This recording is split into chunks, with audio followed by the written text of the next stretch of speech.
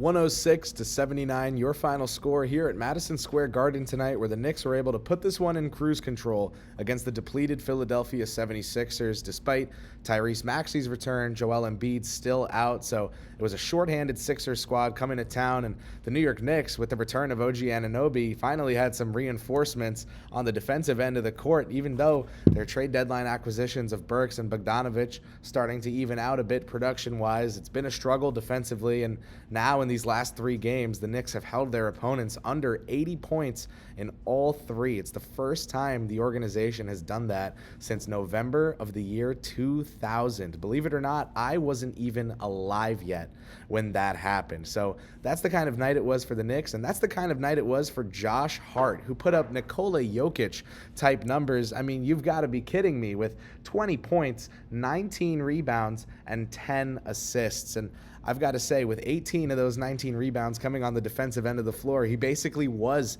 the center. Hart basically was the Joakim Noah of tonight's Thibodeau squad, and the New York Knicks really did not look back once after ballooning out to an early lead. It was the shooting of Dante DiVincenzo, the steady-handedness of Jalen Brunson, OG Anunoby shooting 6 of 11 from the floor and scoring 14 points with a plus 28 plus minus in his return, but Hart and DiVincenzo both a plus 32. It was all-around dominance tonight from these New York Knicks, who, despite still missing Julius Randle, still missing Mitchell Robinson, they were able to show that they're a top-flight team and they can take care of business when it matters. Now, that November 2000 team that held 3 straight opponents to under 80 points had a Brunson playing point guard for them, but it was Rick Brunson, not Jalen Brunson. Rick, now a member of the Knicks coaching staff, has some memories with Tom Thibodeau, who was a Knicks assistant back then. And I was able to ask Tom Thibodeau after the game what it takes to get 3 straight performances where the opponent couldn't break that 80-point threshold out of his squad. Here's what he had to say about that. What does it take to get an effort like this out of these guys in 3 straight games? Obviously, a Brunson.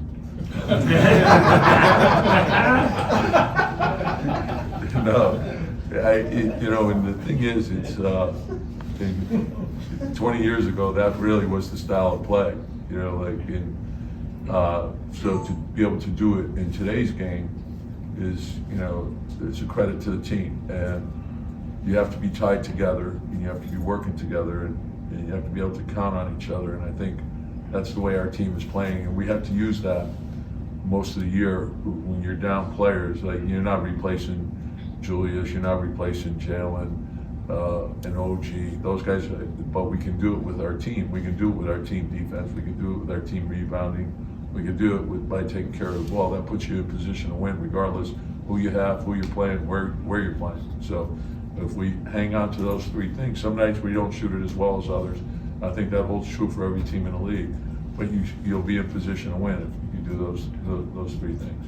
The Knicks are next in action on the road. They take a West Coast trip. They'll play the Trailblazers, the Kings, the Warriors, and the Nuggets before returning back home to face off against Brooklyn. So an interesting next 5 for the Knicks, but it starts this Thursday at 10 p.m. in Portland, Oregon. They'll have the Trailblazers there, and it'll be an interesting one, especially with another game for OG Anunoby to gel with the new trade deadline acquisitions the Knicks made. He had never played with Bogdanovic or Burks in his NBA career before, forget as a New York Knick. And now tonight, those 3 shared the court for several minutes. Deuce McBride and Isaiah Hartenstein rounding out the 5-man lineup that allowed all of the Knicks' newest additions to integrate themselves into an offensive unit with each other. For Tom Thibodeau, it was a huge defensive showcase, and one I'm sure he's proud of in an era where teams are dropping 150 points on a nightly basis and players are dropping 60 like it's nothing. The New York Knicks are going to beat you with their defensive prowess and toughness and strength and grittiness.